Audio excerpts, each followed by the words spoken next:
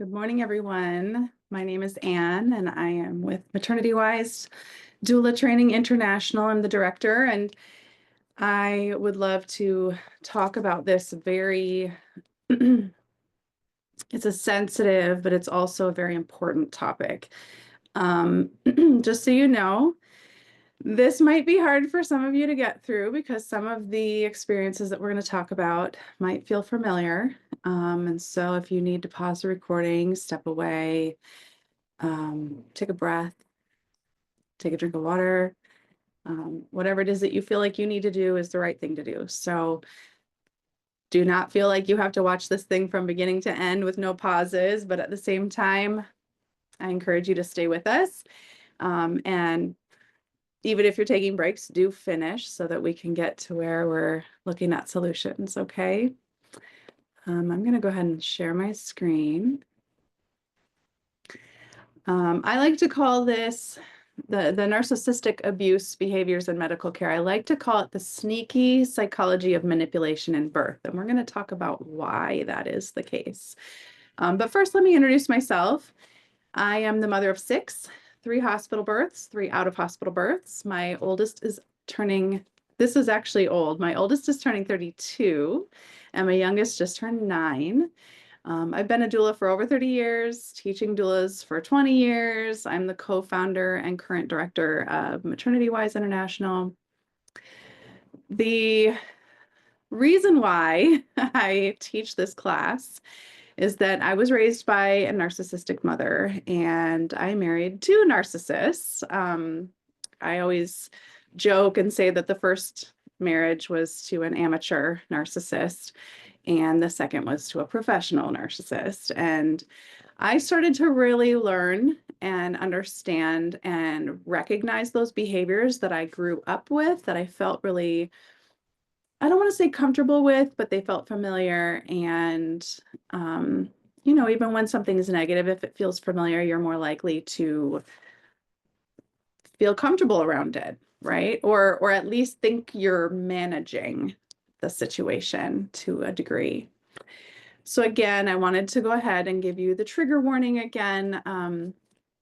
It's a hot topic right now. You hear a lot about narcissists. There's music that includes the word narcissist in it. There's movies that are highlighting and really unpacking and unfolding and kind of exposing what narcissism is and the many ways that it affects people in relationships, in work environments, and especially, here we're going to talk about it specifically about how it affects the maternity care that we are seeing specifically in America right now. So let me just say these are some clinically narcissistic abuse falls under these types of abuse. So narcissistic abuse isn't considered at this time, it's not considered like a diagnosable type of abuse, and it's not recognized in courts. It's not recognized in a lot of different settings where protection should be coming from and support should be coming from in our structures of government, in our structures of court, in our structures of social work. But if you are being narcissistically abused, it could fall under any one or multiple or all of these types of abuse: emotional, mental, psychological, physical, spiritual, financial, sexual. And so we're going to talk about why, even if you're not necessarily susceptible to being abused narcissistically or by a narcissist, why in the pregnancy, birth, and immediate postpartum time period, the psychology of birth really makes you more vulnerable to this kind of abuse. And so hormones play a significant role in the birth mechanics, and our subconscious plays a significant role in the excretion of these hormones. And so when hormones are understood, they can be manipulated physiologically. And I would think that most maternal caregivers understand the hormonal cascade that goes on during pregnancy and during birth. And so we'll talk about how those hormones physically affect the body, but we're also going to talk about how it psychologically and emotionally affects the body. Um, for an example, we would use the routine, um, you know, use of Pitocin in birth, and this is the synthetic form of oxytocin. It's used to stimulate contractions. And so we understand how these cascade of hormones can affect the body. But what we aren't looking at so much is how do the natural hormones provide mental support for what's going on in the physical body. So let's just talk about these two big players, okay? Oxytocin, which we know it as the love hormone or the trust and obey chemical, which is what I like to call it. It increases your vulnerability times 10 because, or more, that's not necessarily a scientific number, but it increases your vulnerability because it increases your sensory sensitivity. What I mean by that is when you have higher levels of oxytocin in your brain, your eyes dilate, your hearing is sharpened, your intuition is sharpened, your sense of smell is increased. All of these increased sensitivities, they're built to help us to survive. They're built to help us to help our babies survive. And they're also there to help us respond quickly and accurately, to your baby's needs. And so it's really important that we have this oxytocin because let's talk about how in the middle of the night it might affect your baby, or your baby's survival, I should say. Well, if you are exhausted, so exhausted, right? And then your baby wakes up in the middle of the night and needs to eat. If you didn't have oxytocin flowing through your body, you might not wake up, first of all, or you might just get angry that you're being woken up again. But when you do have this oxytocin, you're just like, oh, what do you need? What do you need? I'll do anything. I'll do whatever you need, baby, right? And when you're in labor and at the end of pregnancy where your oxytocin is kind of ramping up to get you into labor, you start to have this same kind of response, right? And so when someone introduces a trigger, a subconscious trigger, like fear of death, fear of harm, fear of things spiraling out of control that you can't help your baby or protect your baby, you subconsciously get triggered to move into, I'll do whatever you need. I'll do whatever you're saying. I trust you. I believe you. I'm going to, you're scaring me, but you seem to have the answer. So I'm going to do that. Right. And so these passive aggressive threats that are said to pregnant moms who are closing in on their due date, when they're told things like, and I'm not saying this lightly, I realize that not all OBs, not all midwives, not all nurses come to their work with ill intentions, but they use phrases like, you're selfish to prioritize a good birth experience. Or if you don't induce when I'm telling you have to induce, your baby could die, right? Some even will say your baby will die. If you don't induce and we just let you stay pregnant, your baby will die. Well, first of all, it's not true. But when you are full of oxytocin, you are more likely to bow down to those kind of scary, a best term that I can find is threats. You're willing to just do whatever you're told because that fear, that subconscious trigger that we all have is being poked at, right? And so we give this authority over to someone that we think has the answer to this subconscious threat, right? The other thing is that when you have high oxytocin, sometimes it can produce a bit of agitation or general discomfort if you don't feel safe. Now, most of the time, mothers who are experiencing this don't really know how to to deal with it. They don't know where it's coming from. They don't know what to do about it. They feel that red flag or that check in their spirit, and they're like, something's just not right. I don't really want to go through with this, but that subconscious trigger of fear overrides that. And so then they're, again, more likely to be able to be manipulated. Okay, the next major hormone that can come into play here is adrenaline.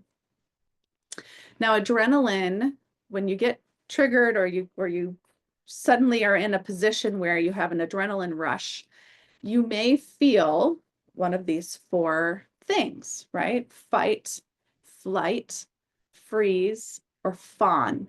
Fight, obviously, fight back, confront, whatever. Flight would be running away, avoidance, trying to get away from whatever it is that's scaring you. Freeze would be to just like kind of freeze, and whatever's happening, you're just kind of going along with, you're not necessarily interacting with or approving of or giving consent. But because you're not fighting or flighting, it's viewed as consent, the freeze response. And then fourthly, is the fawn response. And this we see a lot more in survivors of abuse because they realized, or they were trained, programmed in their mind, that when they are getting that pressure put on them, that they should fawn. They should placate the abuser. They should,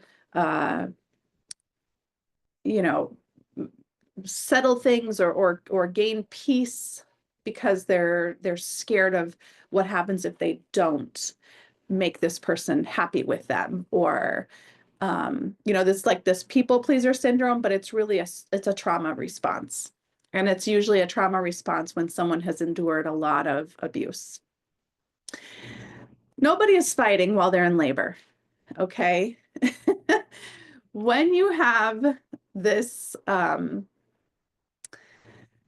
a situation where you're feeling like you're scared, you don't feel safe, you're not in a position where you can fight because you have all this oxytocin running through you. And so you have more of a trust and obey kind of mindset. And even if you walk into labor with this very staunch view of how things are going to go, what you're going to say yes to, what you're going to say no to, it is really chemically in your brain, really, really hard to then say no in the moment. And you shouldn't have to be saying no in the moment, honestly. In the act of birth, you should be free to do whatever it is that you feel, and you should be able to follow your body, follow your instincts, follow your intuition, and do whatever it is that in that moment feels right. And I liken it to having an orgasm, because an orgasm is the second highest level of oxytocin that we'll experience in our lives beyond birth. And with an orgasm, if you're being coerced, if you're being pressured, if you feel unsafe in any way, your body is not going to provide you with the oxytocin, input, because adrenaline and oxytocin fight each other. And adrenaline can actually shut down oxytocin. So if you have a situation where as a doula, maybe you're going into the hospital with your client and your client doesn't feel safe there, you might see her labor slow down. Because when there's an emergency, when people don't feel safe, when something's going on that says it's not safe to give birth right now, your oxytocin slows down and your adrenaline speeds up. And so now you have this imbalance, right? Oftentimes also, when you walk into a hospital situation, you might feel this perception of, I don't have choices now. I'm a prisoner. I have to do what they say. This is their turf.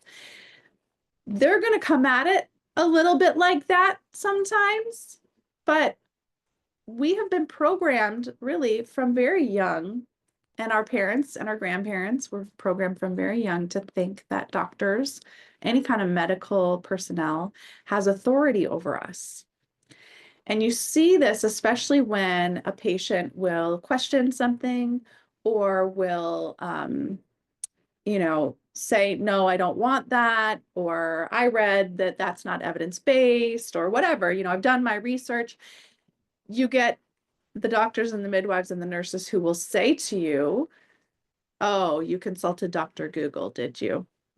Or, I went to 8 years of medical school, and they kind of put that on you like invalidating and condescending to make you feel like you're right. I don't know what I'm talking about. And I do need to trust you. And I do need to go along with what you're saying.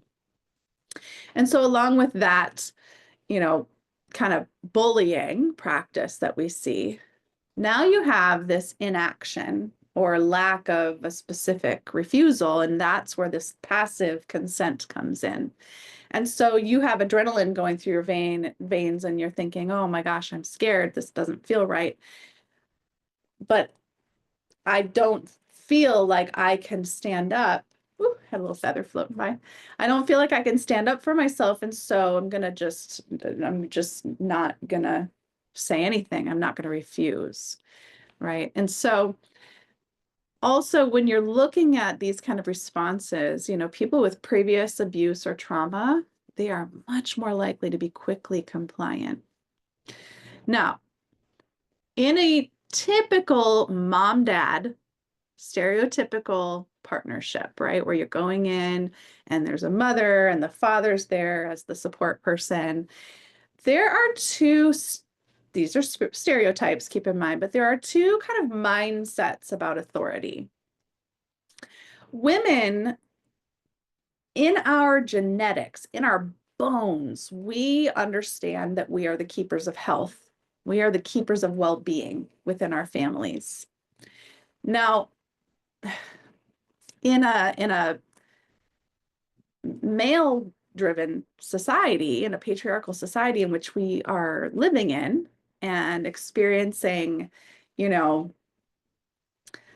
a white patriarchal medical system, there's this kind of dynamic that it plays off of with males. And again, this is stereotypical. Please don't, use this against all men out there, right? But typically men accept authority without question. They will accept authority from what they consider an expert, right? And so this is going to be your doctor, right? And so oftentimes, even though the woman in the situation may want to do things in a feminine, gentle, flexible, like go with the flow kind of way, the masculine way of thinking is to measure, to control, to manage, to analyze, and to direct, right? And so the male counterpart in a birthing partnership oftentimes will respond to authority as, we're going to do whatever he says because he's the expert here. He's the authority in this situation. Whereas the feminine side might not feel safe with that because it's not soft. It's not gentle. It doesn't include freedom, right? And so this lack of freedom creates a situation where you feel very trapped, very controlled, bullied, pressured, and that is not conducive to labor, right? So sometimes you have the mom saying she does or does not want something, and because the doctor puts any little tiny bit of pressure on, the partner, the male partner, then steps in and kind of gets her back in line and gets her to agree because, he's the strong one, he's the one in charge. And this is a very patriarchal mindset. In millennia before men were even part of the birthing situation, it was all women. There was never a masculine presence until just the last few hundred years. And even then, you really didn't see it until the last maybe 100 years. And even then, it was a little crazy, right? And we started to see it more and more now as we encourage this partnership between mom and dad. And we want dad part of the process. Mothers want their partner there to support them, to be strong for them. That's their person. They want them there. However, in entering that feminine space, they really need to know what they're getting into and how to behave and what attitudes to put on in that feminine space. And it's an absolute, you know, you're the queen, we do what you say. That's what we need to be seeing in labor rooms from all parties, from everyone present, not just the partner, and not just the midwife or the physician, but from everyone in the room. All right, so let's understand the narcissistic mindset, because narcissism is a spectrum. Now, healthy self-love and self-care, that can be considered narcissism, but it's on the healthy end of the spectrum, right? Taking care of yourself, putting yourself first. Hey, I need a nap. I'm going to go take a nap. Hey, I'm hungry. I'm going to go feed myself. I stink. I'm going to go take a shower, right? So being able to take care of yourself and showing self-love, self-respect, trusting your intuition, those are all healthy forms of narcissism. We all need a little bit of narcissism, right? Because narcissism is really just about how we care about ourselves, how we think about ourselves, right? And then you have like this middle of the road, I would say Gen Pop, general population. You're going to see, you know, some level of selfishness or immaturity.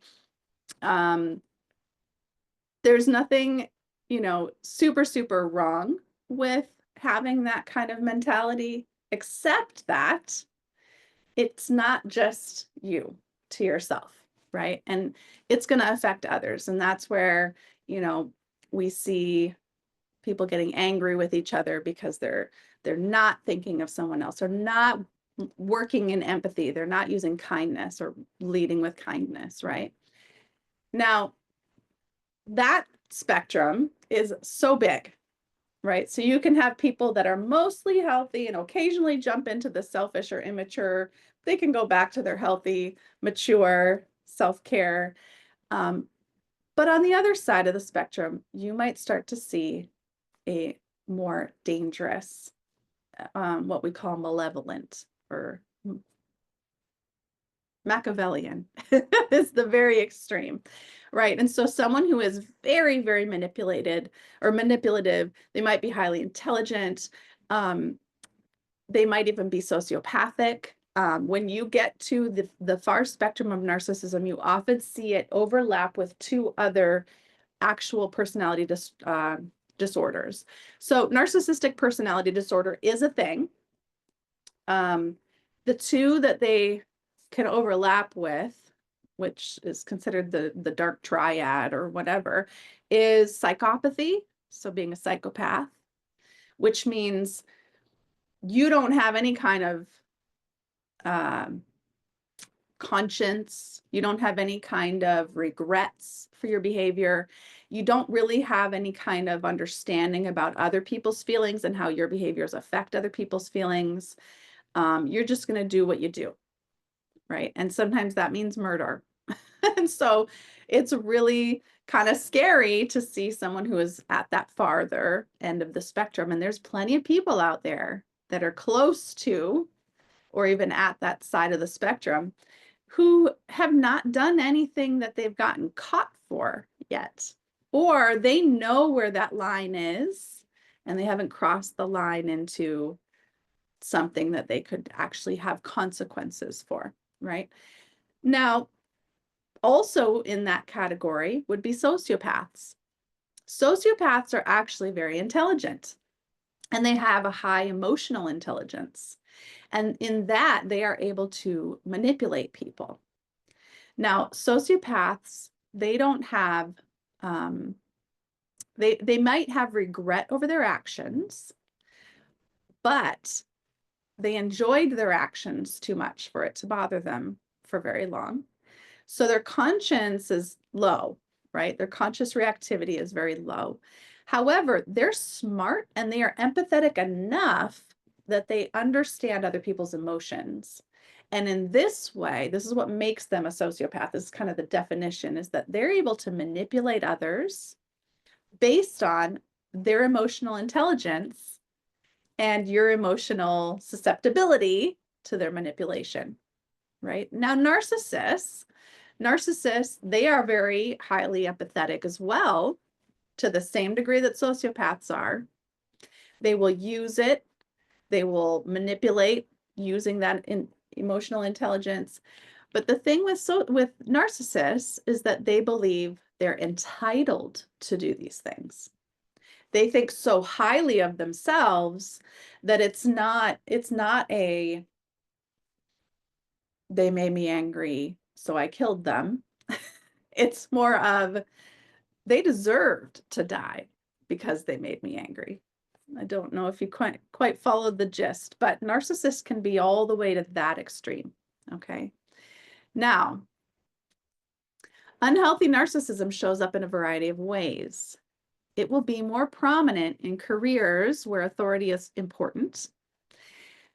Often, people with an unhealthy tendency toward the disordered side of narcissism will be drawn to fields where they can exert a measure of power and control over others.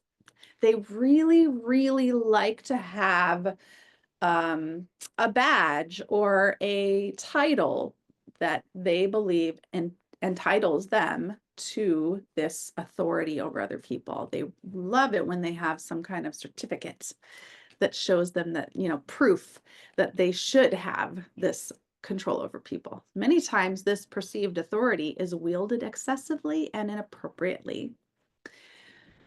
People that are like this like to be in law enforcement, politics, religion, and now we also see it in healthcare settings, unfortunately.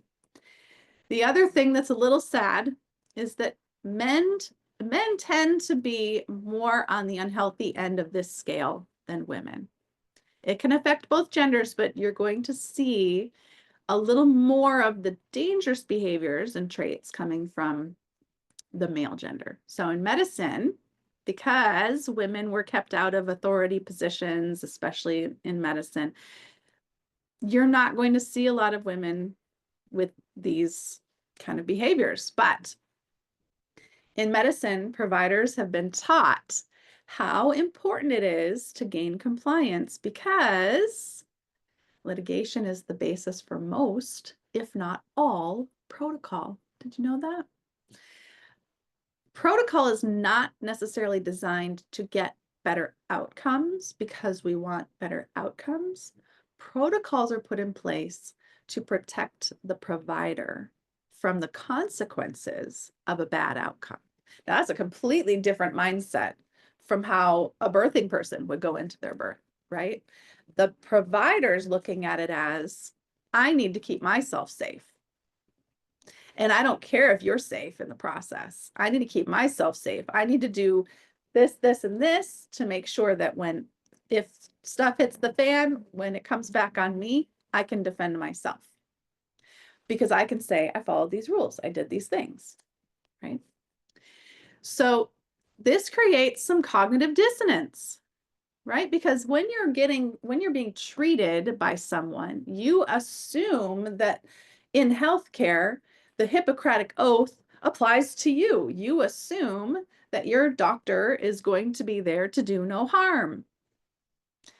The problem is that has been very, very twisted, and the word harm has been very, very twisted over the years. And so at this point, harm doesn't mean what we think it means. The doctor doing no harm includes lawsuits, includes meeting quotas, includes doing your job the way we tell you to do your job in our hospital, those sort of things.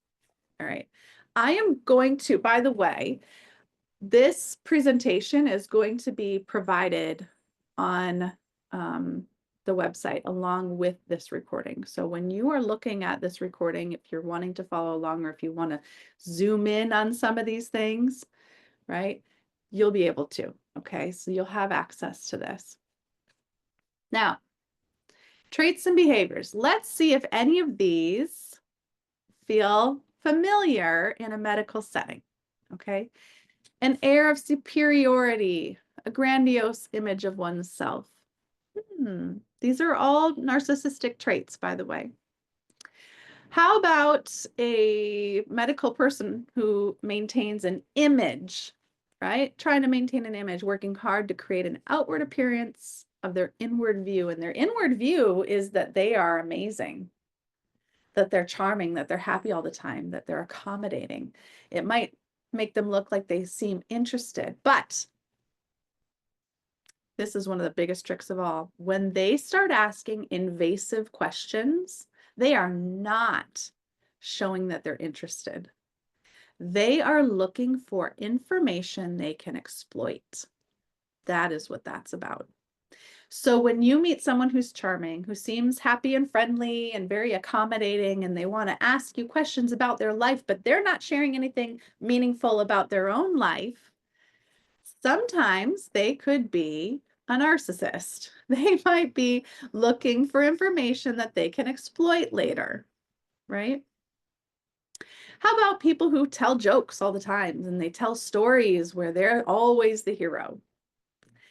When you get into a relationship with a narcissist, and if you spend any breadth of time with a narcissist, you'll find that they have very few stories. They're always going to tell the same stories. They're always the hero in those stories. And sometimes they just make up stories to make themselves the hero. And you'll be like, wait, that never happened, right? They have to be the hero. The other thing that you'll see is them creating chaos. They'll create chaos. They text you. They tell you that you have to be induced at a certain date. They're going to tell you that they don't like the look of something on the screen, you know, on the monitor. They'll tell you that your test results came back as, you know, they didn't like the look of it, but it'll be arbitrary. It will not be specifics usually, right? They're just trying to throw you into a little bit of a spin to make you freak out a little bit, because when you're freaking out, they can swoop in with a solution and they look like the savior, right? We gave this patient too much Pitocin, baby's looking terrible, mom's contractions are looking like a mess. Oh, your baby's not handling labor. We need to go to a cesarean to save your baby. They created chaos so that they could swoop in as the savior. And that isn't always the mindset of every physician at the beginning of labor. That is not always, like, they don't sometimes even understand what they're doing is causing the problem that's about to happen later. Some physicians just do not get that. You know, just because you're a physician doesn't mean you have a high IQ. And sometimes they really believe the story they're telling, or they're, you know, putting out there, that your body's broken and that they need to do all these things to fix it, to manage it, to then save it. You know, we had to do an induction because your body wouldn't go into labor. And then when we did the induction, your body wouldn't respond well to the induction we were doing. And so then your body put your baby in danger, and we had to save your baby from your body, from your dysfunctional body, right? And that's a mindset that is very ugly, but that is the mindset behind a lot of interventions and a lot of the introduction of interventions where we start out doing stuff that's going to cause trouble, right? Not all doctors have the narcissistic mindset that creates the chaos, but it happens. That chaos does happen. And this is a narcissistically abusive cascade of interventions, cascade of behaviors and events.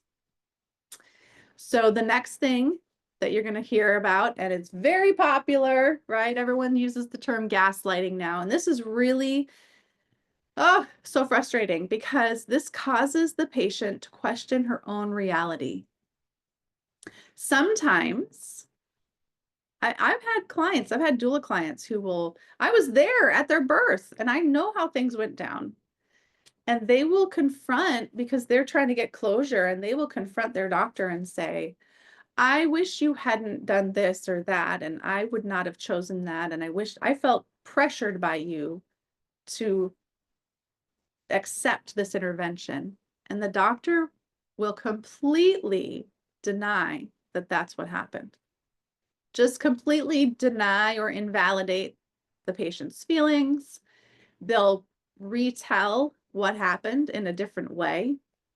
I had a doctor who, right in front of us, to his nurses, told his nurses to write something in the mom's chart that was not true. It was about estimated blood loss. The nurses all looked at mom's estimated blood loss and said, 750? And the doctor said, put 250. And when they said, are you sure? He yelled at them saying, I said, put 250. Well, 250 is pretty normal. 750 is not. And this mom did continue to bleed a little more after this hemorrhage event that happened. And she needed 2 bags of blood. He intentionally falsified the records. This is a form of gaslighting. It's illegal. It's completely morally wrong, but it's a form of gaslighting. And it's a documented form of gaslighting when you change the medical record or you write something in the charts that was not true just to cover your butt, just to save yourself, right? And that's just, it's yucky and evil, guys. Also, you've got this pedestal tear down cycle. So the whole pregnancy, this is a very, I've seen this a lot. This is a very frustrating thing because I'll hear my clients come to me and tell me how their doctor is praising them for growing such a big and healthy baby, and that, oh, your baby's ahead of all the measurements and they're doing so amazing and you're doing so great feeding your baby. And then at 37, 38 weeks, they say, we need to schedule an induction because your baby's too big. Or the whole pregnancy, they tell mom, oh, your baby's so big and healthy. This baby's coming early. This baby's going to come before their due date. I can tell. I do this all the time. This is one of those babies that's going to be early, blah, blah, blah, blah, blah. 40 weeks comes along and your body has failed to produce labor. And so now your baby's so big, you're going to need a cesarean. And because they put mom on this pedestal and built her up to have this expectation, when they tear her down, she is very much for it. And it hurts, but she's believing it because the whole time they were so good to her and so positive about this all. And so she bought it hook, line, and sinker. And so when it's time for, to gaslight her into getting an induction, she's going to believe it because her whole pregnancy, they told her how big baby was. What do we know about ultrasounds? They're not accurate. It's completely scientifically impossible to be accurate about a baby's weight unless you have the body to weigh. Looking at images does not tell you how much a baby weighs. And many times ultrasounds can be up to 2. I've even seen babies that are more than 2 pounds different. And when I say different, I've seen babies who weigh more and I've seen babies who weigh less. More often than not, they weigh less. But I've seen it go both ways where babies are very, very different from what the ultrasound said they were going to be. Whether or not she can birth that baby is a completely different story. But judging baby size on the ultrasound can't be accurate. Never really is accurate, right? Another trait is having incongruent actions. What this means is agreeing to something and then denying that you agreed to it or refusing to go along with what you previously agreed to. So what that means is like how that could play out is you bring your birth plan to the clinic and you say, here's my birth plan. And the doctor says, oh, yes, honey, these are all great. See you at labor and delivery, right? And then once they get into labor and delivery, their birth plan goes out the window because now they're on the hospital's turf. And they say, oh, well, I don't remember saying that. Or now you're with a different doctor who's definitely not going to agree or let you get away with stuff, you know?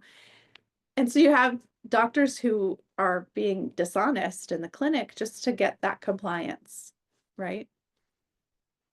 The next trait would be the condescension. Okay, so condescending remarks, using disappointment language and tone. I've seen doctors who do this where they're like, oh yeah, I was really hoping that you were going to be able to make it to your due date, but I'm afraid that, your blood pressure just is not looking reassuring, or your non-stress test was not reassuring, or you're not even dilated. And you should be dilated by now if you're going to give birth at 40 weeks. Now we know that the average is 41 and a half weeks. The fact that we use this 40-week mark as a set deadline for everyone is not evidence-based, but they use it. And then we have the ARRIVE trial, which is a whole nother set of complicated, poor study stuff that, medical providers are jumping on the bandwagon of. Trivializing, belittling, saying you're overreacting or too sensitive, saying you should be happy to have a healthy mom, healthy baby, right?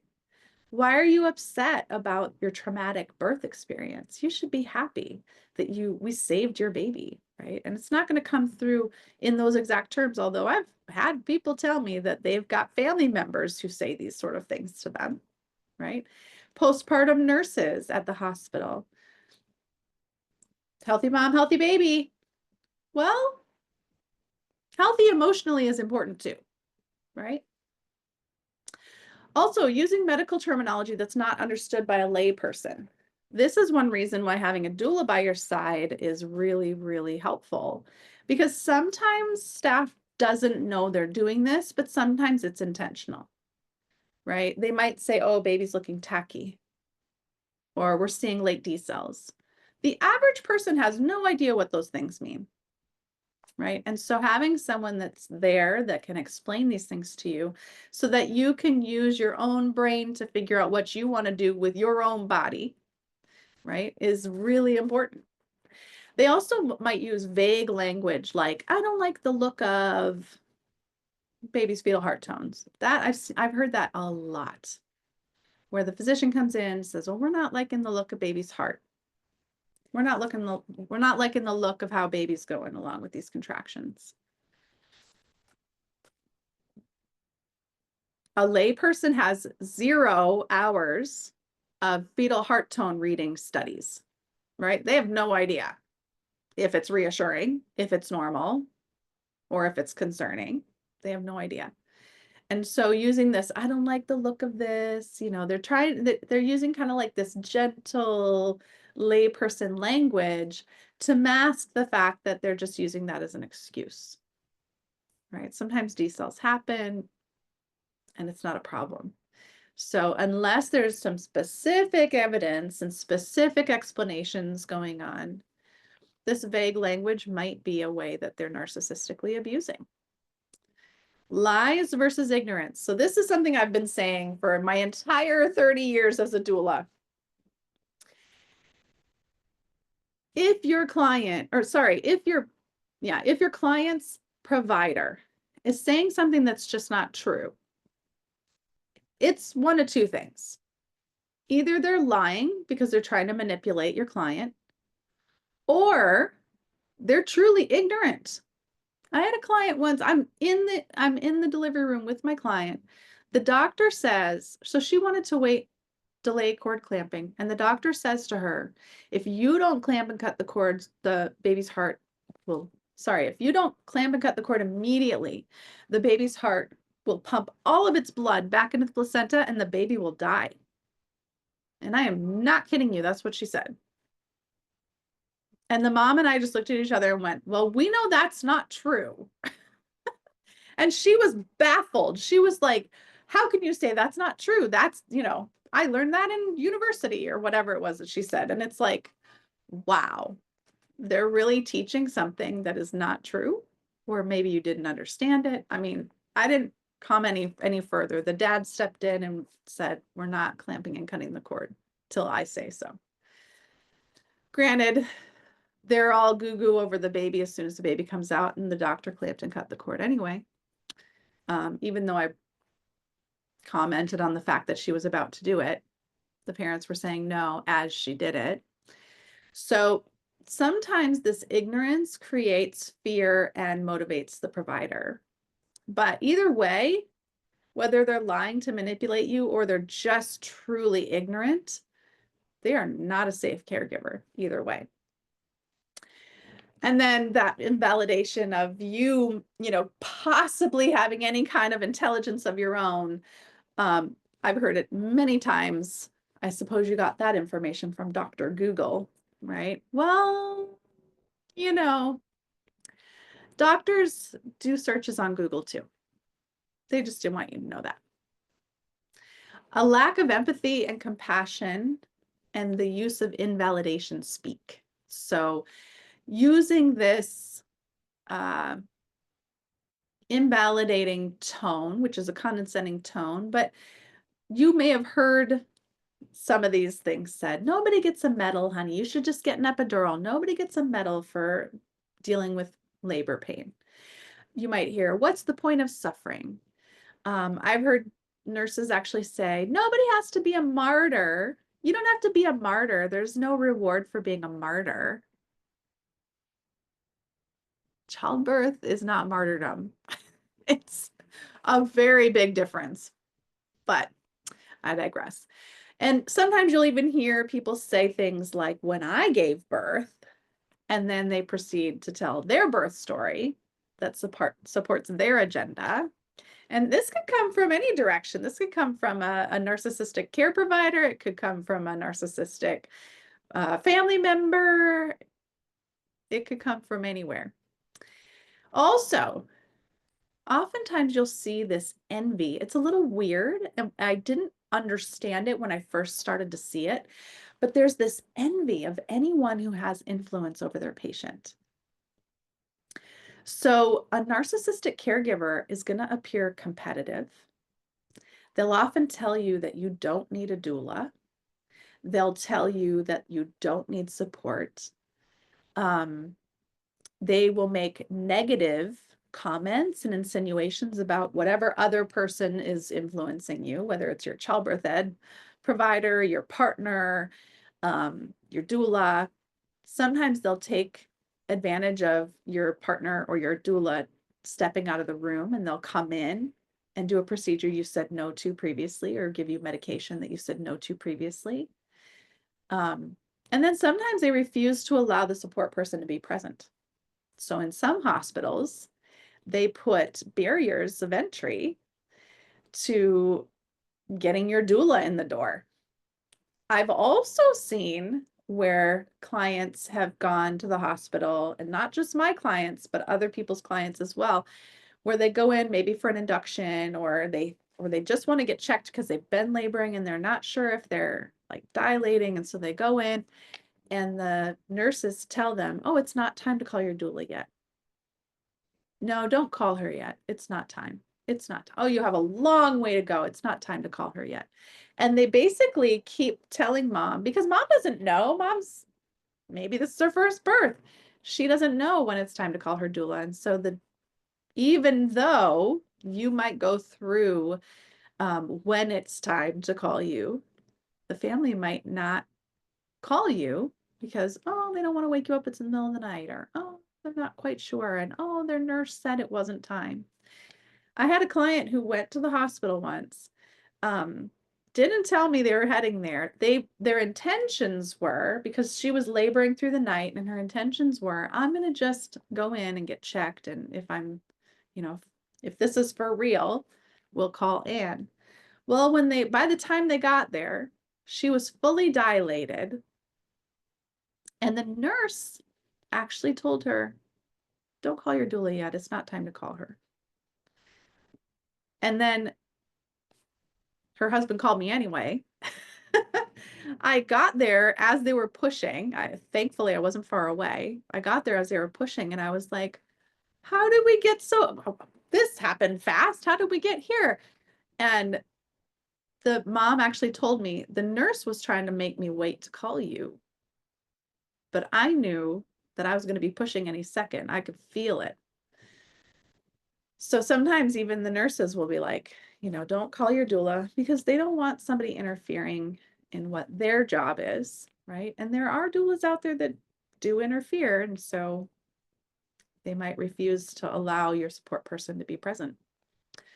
They might also act angry if you are not willing to comply. And that anger is meant to scare you into compliance. They might also have a strict adherence to protocol unless it is their decision to walk away from protocol. So the whole pregnancy, the whole labor, they might be sticking to protocol. This is protocol, that is protocol. These are the rules, that, da, da, da, da, da. Unless all of a sudden they're like, I think we should do it this way instead. And it doesn't matter that you wanted something different. That doesn't matter. Them wanting something different is okay, because they're a narcissist and they're allowed to bend the rules, but you're not. They also have major problems adapting to anything outside of routine. So this is where kind of a masculine energy comes in a lot of times, is there's comfort in routine. There's comfort in that conveyor belt form of medicine, where we bring a person in, we do this to them, we do this to them, we do this to them. This is the order of things. And if you don't want to do these things, they get bent out of shape because they don't know what to do, right? Some people are just not good at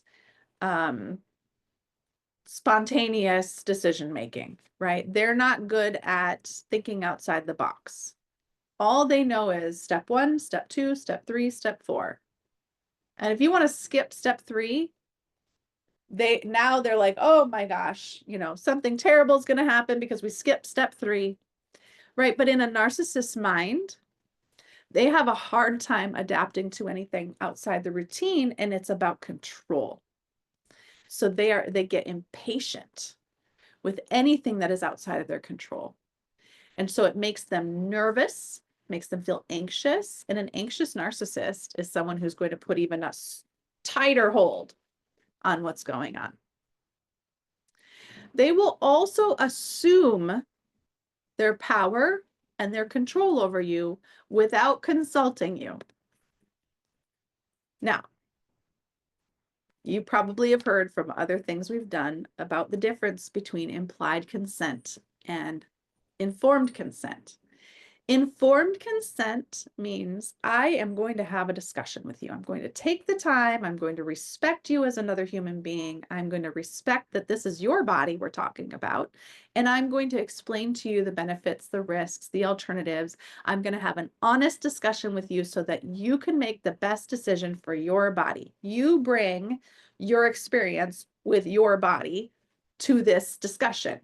I bring knowledge, information, understanding, analysis of the situation, and I bring that to the discussion, and we together figure out the best way forward, right? But a narcissist will never do that. And the only way that they would do that is if they are giving you all the benefits that suit them, all the risks that suit them, and they don't talk to you about alternatives, and they don't acknowledge that you have intuition or that you have experience with your own body, right? They're assuming the power and control, and they're going to get that power and control in any way that they must. And this is where that sneaky manipulation comes in, because you don't know what you don't know, right? If you don't have a doula by your side, you might not know there are alternatives. You might not even know you can say, no, thank you. You might not know that you can literally take the IV out of your arm and walk out of the hospital. I've seen people do it. You might not know that you can refuse care. It's called against medical advice. You sign a little paper, the AMA paper. saying, I understand you think I need to do this. I don't want to do it. I'm going to go against medical advice. I'm releasing you of liability of whatever negative things could happen as a result of my decision. So that's why I'm signing this paper. But I am withdrawing my consent for you to touch me, to do anything to me, right?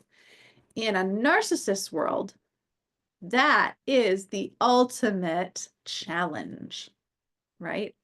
Anytime that you come up against a narcissist, they are going to see it as a challenge that they are going to win, right? And so they don't come in discussing informed consent. They come in with implied consent. You're here, that implies that we're going to do it my way, right?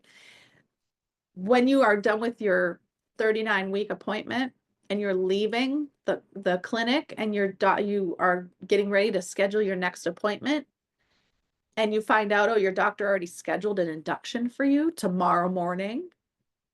What? This happens all the time. Doctors order medication. You're in the hospital, you're laboring. They might order medication and never even tell you about it. I had a client one time, I came to her room. She called me, said, I'm at the hospital. They told me my blood pressure was high. I'm here. They told me to just come in. I'm going to get IV fluids and get hydrated, and we'll see where my blood pressure is. I might be able to go home. Well, when I got there, she said, I'm glad you came when you did. And she didn't even want me to come, but I just felt this little sneaking something. So when I showed up, she said, I'm glad you came when you did, because I've been having contractions since we got off the phone. It's like, oh, interesting. And I looked at the bag of IV fluids that they were giving her to hydrate her, and there was Pitocin in it. They never told her. They were already dosing her with Pitocin without her consent, because the doctor ordered the medication. And nobody told the client, nobody told the patient. Also, demanding procedures or even doing procedures without permission, without consent. I myself, my third birth, I wanted to go home. My contractions had stopped. I had a lot of early contractions with all my babies. And I learned quickly after this one that that was normal. But I said I wanted to go home. And the doctor said, well, let me just check you one more time. This was not my doctor. It was the doctor on call. Never seen this guy before in my life. He said, let me check you before you go just to see if you dilated any further. And I was like, okay, I guess that's fair. While he was checking me, he broke my water. Never asked me if I could. And then kind of chuckled and said, well, you're staying now. What? Yes. So other little bullying tactics that they might use is taunting or insulting you like that, breaking your water, and then kind of like, haha, I guess you can't go anywhere now. I broke your water. What? Name calling. Yes, I have heard name calling in the labor room from a midwife to her patient. The midwife said, oh, you're weak. You're being so wimpy. You need to push harder. I was shocked. It hurt my heart. This goes along with criticism of your efforts, especially involuntary bodily functions. How awful is it to be criticized for something you have no control over? Oh, you're not dilating fast enough. Oh, your body's not making enough milk. Oh, you're this or you're that. How absolutely sad and destructive to a mother's psyche to be hearing these things. But when you get worn down, and that's what bullying is meant for, right? Bullying is meant to wear you down to the point where you just give up and give in, right? Dismissive or invalidating. And we see that with, and yes, I'm going to go there, guys, but when we're talking about racism and maternity care and why a lot of women who are of color end up dying is because they come to their provider with symptoms. They tell their provider something's wrong, and their provider says, you're fine. You're being silly. You're being dramatic, right? So being dismissive or invalidating or ignoring the patient. I've also heard of people say that were told, if you don't do this, I'm kicking you out of my practice. Kicking you out of my practice? Pay you, buddy, not the other way around, right? But this happens. This does happen. And it doesn't just happen with labor or with pregnancy, right? It also happens in pediatricians' offices where parents assert their right to say no to procedures or to vaccines or to different medications. Oh, your child appears, hyperactive. We're going to put them on Ritalin at 5 years old. No, I don't want to do that. Oh, well, if you're not going to comply with my recommendations, then you need to find another doctor. What? So crazy, but yeah, absolutely narcissistic, right? Using belittling language when their expertise or their omniscience is challenged. As soon as you put up a boundary and say no to something, oof, I'm telling you, that's like a red flag in front of a bull. They will use belittling language. They'll insult you, they'll invalidate you, they'll put you down, they'll bandwagon you. We're going to get to that. Let's keep going. Coercive control and threats. Your baby will die if you don't blank. We hear your baby is too big, your body is too small. You don't want to destroy your vagina. You're going to end in a cesarean anyway. Might as well just do it now when everything's calm. You can choose a calm, gentle, family-centered cesarean, or we could just wait until this erupts in chaos when we might not be able to save the baby. Now, yes, sometimes that is the way to go, but not every time. And I hear it many, many times that patients are told that, and then they say no, thank you, and they go on to give a vaginal birth. But it does get used and it is accepted way more often than it needs to be. Calling social services. How about that? There was, I want to say maybe 20 years ago, there was a woman who was refusing a cesarean. She was loudly laboring. She was not from here. She was loudly laboring, and they didn't want her getting out of bed. They wanted her in the bed. They wanted her quiet. The nurses felt like she was out of control, but she was laboring the way they do in her culture. And somebody in the hospital had a friend who was a judge, and he wrote up and signed a court order saying that they were to give her a cesarean because the staff determined that she needed a cesarean. And so this poor woman was handcuffed, put under general anesthesia, and given a cesarean against her will. And her baby was taken by social services. These are incredible, unbelievable stories. But you know what? You don't hear these stories because if there is any kind of lawsuit or anything like that, there's a gag order. I know a family who lost their son because of gross medical negligence, and they, as part of their settlement afterward, when they sued the hospital, was a gag order saying they were not allowed to discuss any of it with anyone, not allowed to disclose the amount of money that they received, not allowed to anything. It's really ugly, guys. Using the government agencies that are meant to protect us against us. That is a narcissistic move. Harassing behavior, continual pressure, asking, won't accept no, just keep bullying. I had a client one time who said no to an induction, and her doctor's office called her every hour on the hour when she refused to show up. She had an ambulance sent to her house to retrieve her, to take her to have her induction. Her husband told them to get the F off their lawn. You can refuse medical care. She ended up having to go to a different hospital to give birth, by the way. Anyway, she was afraid to go to that hospital. She was afraid of what might happen. Totally understandable, right? Cognitive dissonance.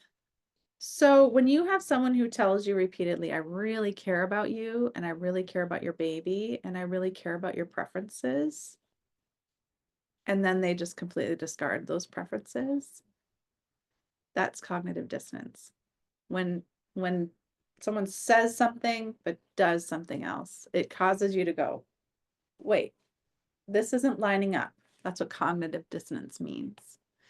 Convincing you that what they recommend is best for you without proper explanation is also a form of cognitive dissonance, where they have bullied you and coerced you to such a degree that you are saying yes to something even though you don't feel right about it. And they haven't actually convinced you, right? But you're going along with it. Body language of intimidation. So here's something that I teach my doulas is I say, let's not stand over the patient. Let's always stand at her level or sit beneath her, because she's the queen. She's the one in charge, right? And there's something about the height and the station and place and time that you are at that denotes authority. So they actually did a study a while back that said taller people are more likely to be bosses, right? Taller people, like people in management, are typically taller than people who are under them. And we even use terms like that: over them, under them, right? And so when you're in a bed and you're the patient and your physician's standing over you, you are in a vulnerable position. You're feeling the authority in the body language, right? I've even had doctors who, when they come in, everyone's speaking very quietly and gently, but then when the doctor comes in, he uses a very loud, aggressive voice tone. Also, standing in your personal space. I had a dad who was telling the doctor no about something that his wife didn't want, whatever it was. And the doctor got right in his face and said, I am the one in charge here, not you. Hi, narcissist. Wow. Really show your true colors there. Another body language of intimidation might be rough touch or forceful exams. And that's really sad when that happens, because what do we call that? Rough touch or forceful exams. What is that? Even if she's consenting to it, if she's consenting to the exam, right? If it's rough or forceful or injurious or painful, and she says, please stop, right? This is assault at this point. But because you're in a hospital setting, it's a-okay, right? Or so they think. Another body language of intimidation is when a client of yours might ask for time to discuss with her partner or with her doula about her options, and asks for, time and space to do that. And the physician and or the nurse stand there to oversee, to listen in, to create this presence of intimidation so that the doula doesn't feel like they can speak clearly or honestly about it, right? Or there may be violence, so using any kind of physical force, physicality of any sort, whether or not the patient feels it. And by that, I mean if she has an epidural, if they're being forceful. I had a client who, even though she had an epidural, the midwife, and yes, it was a midwife or a medwife or whatever you want to call them, a midwife in a hospital, she got up on top of my client and was literally pushing on her stomach to push the baby through. And my client, sweet thing that she is, she looked at me afterward and she said, that was awful. And I said, I know. I'm really sorry that you had to experience that, because you didn't have to. It wasn't necessary. They could have turned her over. They could have let her push on her side. There was a lot of different things they could have done in that moment, but her midwife would not let her have a voice and would not let anyone touch her. It was a really small, cramped room, but they blocked her husband and myself away from her so that we couldn't help her. Vaginal massage. There's no need for vaginal massage. There's no need for perineal massage. This very rough technique oftentimes damages the perineum and damages that sensitive tissue, not helping it to open up more. Manual retrieval of placenta or active management, which is unnecessary and oftentimes leads to hemorrhage. Rough handling of the newborn. Touching of the breast without consent to get the baby latched. Seen labor and delivery nurses come in, grab mom's boob, grab the baby, poop, put baby right on there. You know, it's all good. Baby's latched. And mom's just like, whoa, what just happened? Right? Any assumption of a body free for all, that's a hospital. You know, once you get into the hospital, there is this assumption that your body is there to be dealt with, right? And not respected, which is very sad and also untrue, right? False apologies when you stand up to them. A narcissist will use if statements. Sorry if what I did upset you, but, and then they use you statements to blame shift onto the victim. But you weren't dilating fast enough, but you were bleeding too heavily, but you weren't letting us do what we need to do. They also use it statements. They blame shift onto circumstances or objects. They also use what's called tit for tat. Well, I did do this, but you did, and it was worse, right? Some other thing. So they're blame shifting by saying that you did something. And so that validates or justifies whatever they did. Not okay. A confused apology.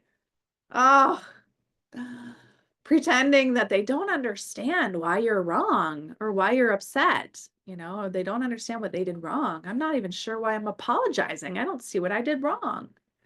That is so frustrating. So frustrating. I also believe that narcissists, this is a trait of narcissists. Not all people who do this are narcissists, but I hate it because I feel like it's a huge, like, red flag. When they take photos of themselves with the babies they deliver. I call that a trophy photo. Some parents want their doctor or their midwife to do this, right? This is not what I'm talking about. I'm not talking about that kind of circumstance. I'm talking about doctors who routinely hold up baby and say, hey, get a picture of me with the baby. Or they have a Polaroid camera ready. I've seen this happen. They have a Polaroid camera ready, and the nurse's job is to take a picture of them with the baby because they're going to put it on the wall in their clinic. How fun is that? You're going to be on the wall. If the parents don't consent, that is disgusting. And also, that doctor and or midwife did not earn that baby. They did not do the work of labor to bring that baby into the world. That is not their trophy. So frustrating. Overall, smear campaigns against anyone who might threaten their authority or power. And we see this over and over again in the media when we're talking about anything that moms want to do, anything that moms want to say no to, anything that moms want to change. There's a big smear campaign, you know, saying that this person is ridiculous or is saying this or that, or they'll find reasons to, you know, discredit them. What I want you to know, though, is that you have to remember, even though those of us who would never, ever, ever do these things, And we can't believe that another human being would ever do these things. And this is why we are so susceptible to the manipulation that happens from a narcissist. We have to remember that they actually do know exactly what they're doing, and they are doing it intentionally. And one of the ways that you know this is that if someone was on to them or might witness what they're doing or saying, or if someone in authority over them was to find out and would disapprove of what this is, then they would not do this behavior, right? If they bully you and talk to you in a way that makes you feel uncomfortable, but then when your doula or your partner is present, they don't. They only do it when you're alone in the clinic with them or when you're alone in the hospital room with them. They know exactly what they're doing, and it's intentional. They will do the behavior as long as they're sure that there will be no consequences. The consequences that matter to them, right? Like loss of money, attention, or if they damage their image. Narcissists hate being accountable, and they will get ugly. They'll blame anyone they can, including the doula. They'll tell blatant lies. They will get even more coercive and more intimidating to put the pressure on. They're avoiding taking responsibility. They don't want to damage their godlike image or ego, right? And they might get enraged. So we have a quarterly talk about racism in maternity care. But I want you to remember also that racism is a form of narcissism. Narcissism is the basis for racism. Narcissism says, I am better than other, right? It even dehumanizes and objectifies the other, right? I am God. I am more important. I am smarter. I am all the things better than other.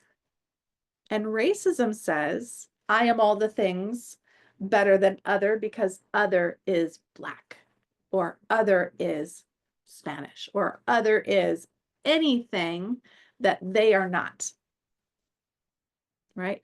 It could be, I am better than that person because, and this involves intersectionality, which is where you're looking at race, sexuality, weight, education level, income level, right? All these things, all of those prejudices, all those biases are because there's a narcissistic element that is the foundation for those beliefs.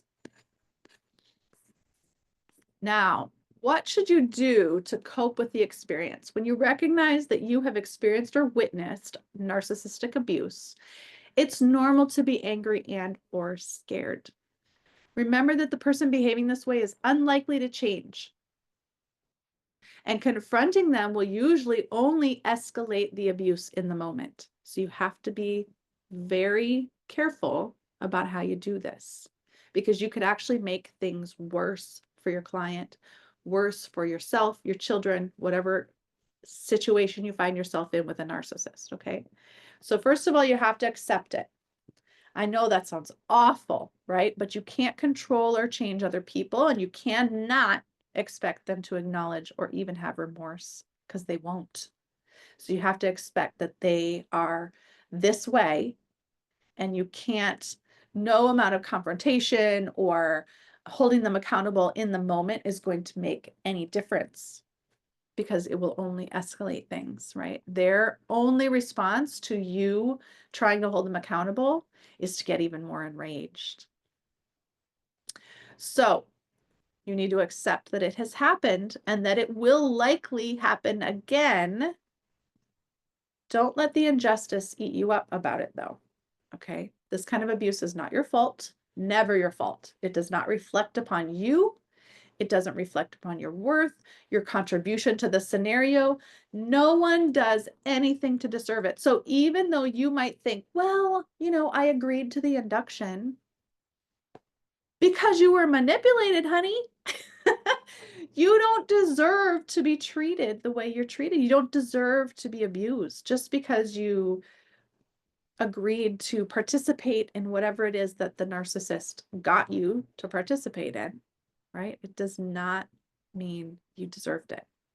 And you definitely do not have to feel any kind of remorse or regret on your part about that. The third thing is document what happened. State the facts, just the facts.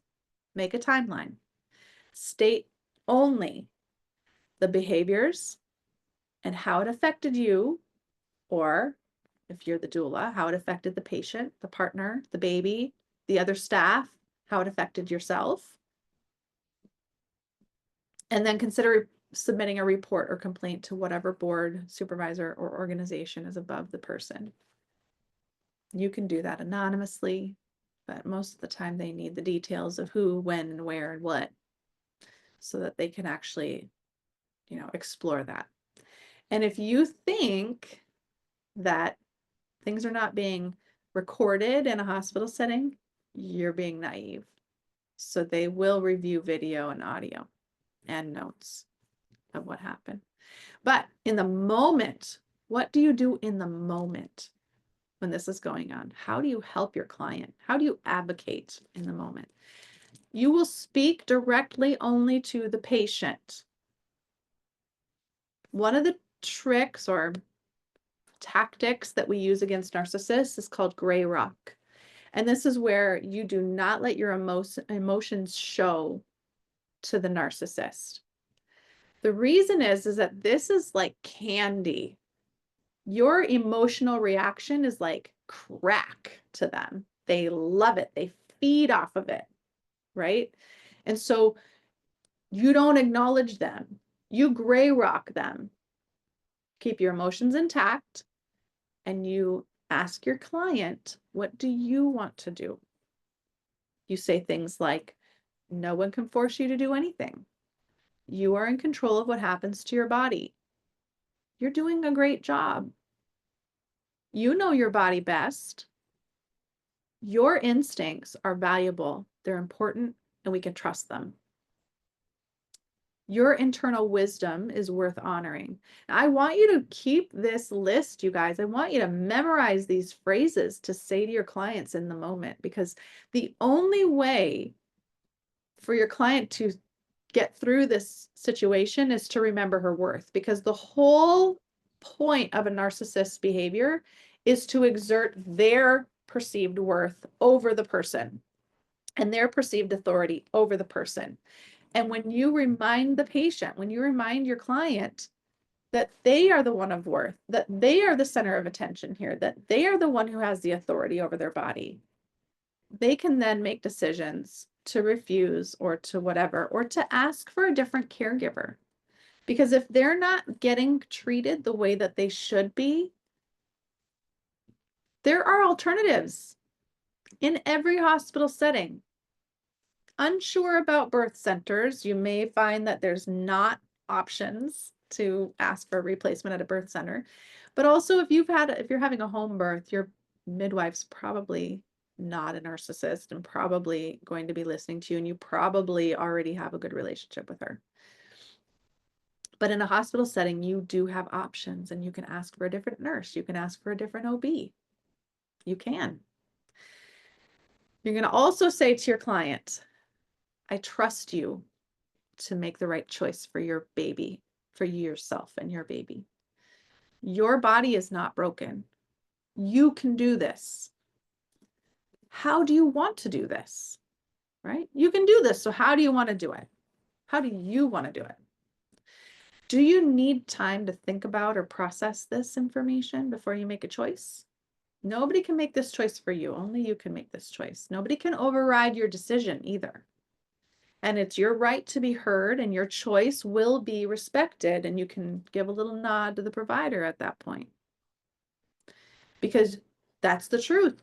It's their right to be heard, and their choice should be respected. Right? Another thing that I have said, and I encourage you to say as well, is what you're experiencing right now doesn't feel safe. So what do you need? How can we help you in this moment? And this is validating their feelings, because in the moment, they might be like Nobody sees me. Nobody understands how scared I am right now. But what you can see, you can speak, right? And you can say, I see that what you're experiencing right now doesn't feel safe to you. So what do you need? How can I help you in this moment? Right? Also, preparing the client ahead of time, really important. I teach pick a corner. These are all things that we teach in our doula trainings at Maternity Wise, but I teach pick a corner. I teach the specific refusal versus passive refusal techniques. I teach peace versus pressure. Never make a decision under pressure. Only make a decision when you have peace. If you don't have peace about it, you just keep working until you feel peace about it. Also using brains, benefits, risks, alternatives, intuition. What if we say not now? And what if we just get some space so that we can make this decision without pressure? We also talk about the point of no return items ahead of time so that your client understands if you say yes to this, you can't go back, such as breaking your water. That's one of them. You can't unbreak your water once you've broken it. So if you feel pressured to break it and you don't feel like you should, wait till you have peace about doing it before you do it, because you can't undo it once you did. And then also documenting refusal and patient request for documenting refusal. So you can say, let's say your client says, no, they don't want the certain thing. And the doctor's pushing or continuing to act like they're about to do it anyway. Me as the doula, I speak up and I say, I just heard you say that you don't want the procedure right now. Is that correct? And then that's occlude your client to, and I say it in a not loud, not annoying, antagonizing voice. I say it just, I want to gain clarity. That's the time, that's the tone I'm using, right? And I say it loud enough to I know that everyone in the room has heard me. And then if they continue to move forward, even after the second time she says no, and it's very clear what she's saying no to, then I will get my phone and I say, okay, well, I am documenting your refusal of blah, blah, blah. It's 12:43. I'm going to make a note that you didn't want your water broken or whatever. And then I ask the nurse, can you also make sure that's in her chart that at 12:43 she refused having her water broken? And usually at that point, and I've only had to use that a couple of times, but at that point, everyone in the room said, oh, shoot. Okay, this coercion's not working, right? Because the documentation is the accountability that a narcissist dreads, right? I also use humor. I laugh. We can keep things light. This is a very effective tactic with narcissists, because if you can help them to feel like, oh, everything's going to be fine, and you're this great guy, we really love you, and you're so funny, you weren't really going to do that, right? If you keep things light, sometimes it gives that narcissist an out in order to stop their behavior without admitting that they're doing anything wrong, right? One of the things that I used to get really confused about with the narcissist in my life was that they would say things or be just cruel.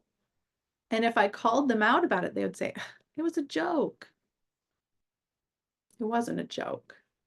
But that taught me that if I pretend it's a joke, then they'll feel like they've been let off the hook, right? You can also act like it's silly, which can also smooth over any anxiety that your client would have otherwise developed in the moment, right? Just act like, oh, you're hilarious. That's so silly. We're not going to do that, right? And you don't have to be covertly antagonistic when you're saying that. You just, oh, Dr. Joe. So funny. And then you can also say things like, surely you don't actually mean that, right? You don't actually mean that you own the patient, right? And if you have to get into that, depending on the situation, there's ways to say that without being, a little passive aggressive, but in a way it is a little passive aggressive, but it works. Also keep in mind, as far as like advocacy goes, we cannot legally speak for patients.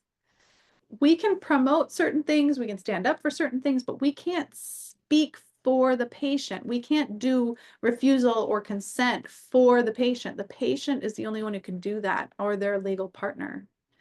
But we can let partners know when it's time to legally speak for the patient. We can also prepare them ahead of time. And that is the most important job of a doula. The most important part of being a doula is preparing your client so that they understand what their options are before you get there, before you have to make the decision, understanding what the options are so that in the moment you could just remind them what their options are. You're not trying to do a whole educational piece on the benefits and risks of whatever it is, right? Always, always shine the light on the patient, right? Advocacy, you can't speak for her, but you can raise her volume. You can make sure she's being heard, right? By shining the light on her, always putting the focus on her, always giving her the floor. If no one else is asking her for consent, you can. You can step in the place of the doctor and say, do you consent to this thing? Or do you not consent to this thing? Right? And make sure that that is a very, very clear answer so that no one in the room is mistaking it. Also, empowering versus equipping. You don't hold her power. She holds her power. But by giving her tools and knowledge and space and respect, you are equipping her to make those decisions. You are equipping her to stand in her power. And you are just lifting her up and allowing her to be her best, amazing self, right? Standing in the authority of herself. And nobody else can do that for her. Protecting the bubble when the provider interrupts or demands attention or answers. So this is important too. Maybe she's in the middle of a contraction and they're trying to get her to answer a question. They can wait the 30 seconds that it takes for that contraction to go away in order to ask her that question. So you can encourage the partner to do this as well. Oh, sorry, give her just a couple more seconds here. She's just in the middle of a contraction. And if they continue, then I turn and I face the provider and I say, she'll answer you when she's done with this contraction. Or I'm sure she'll answer you when she's done with this contraction, right? Ask for time if things get heated. Use the S in brains. Ask the provider, ask to speak to the provider in the hallway. You can do this. You want to facilitate clarity in the communication.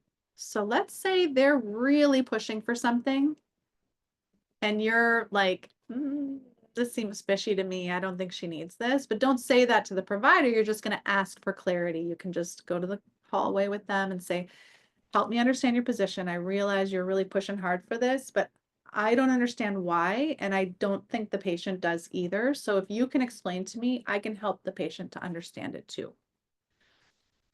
You can also say things like, I sense resistance coming from both sides. Is there something going on that you can explain to the patient? Also, patient was really hoping to have a team approach, and right now understanding your reasons for wanting to do that blah, blah, blah is key for them. So if you're struggling with, understanding or advocating or facilitating communication, right? This is a way that you can kind of take the provider aside and say, give them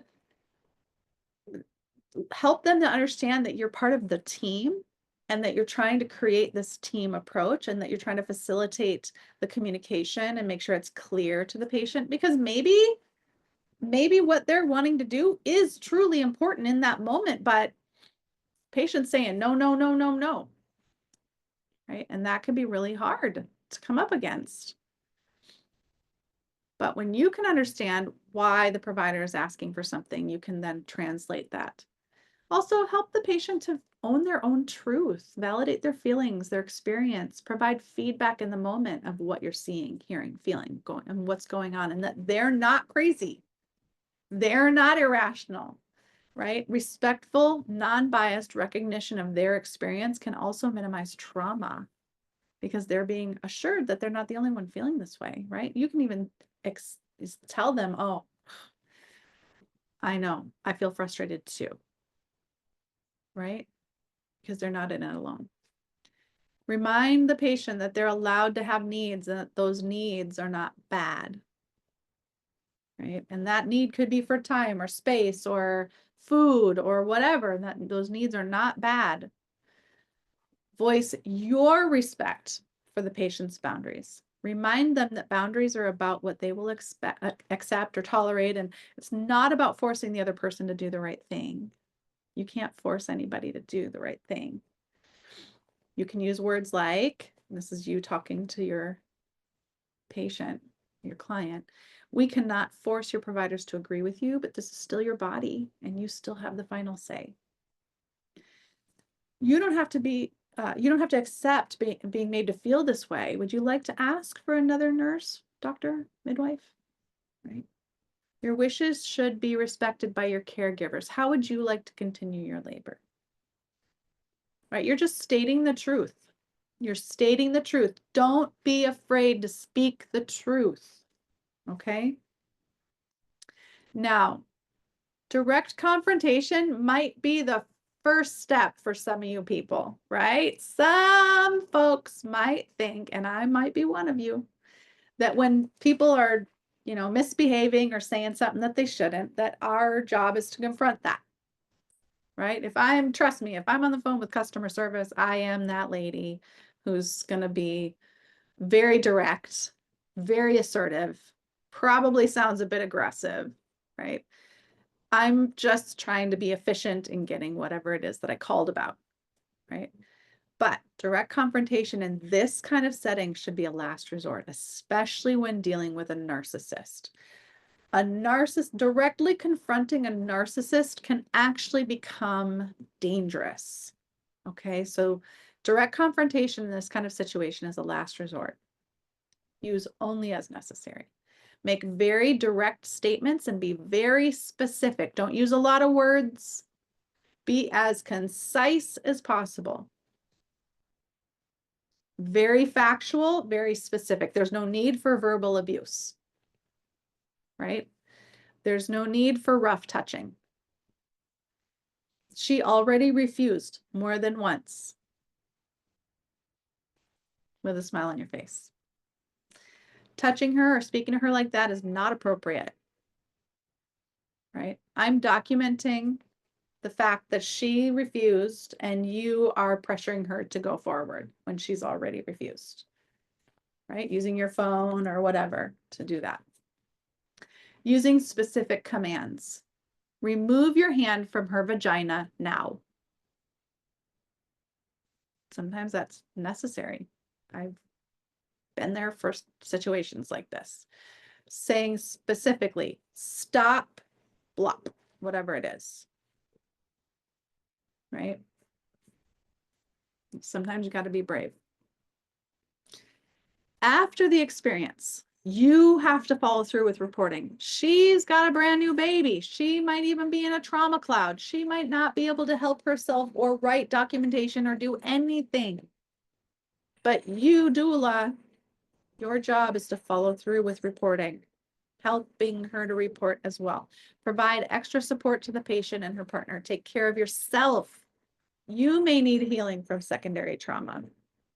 Also, review the experience for lessons, but don't ruminate. Ruminate is where you just kind of go over it and over and over it in your head. There's additional resources to help you to get through. And here's some resources for after the fact. Thank you so much for your time with me today. Take a look at the added just little things that we have for you attached to the email that came with this link. And we'll see you again soon. Don't forget to sign up for future events like this, and you will also get recordings as appropriate. Okay, have a great day.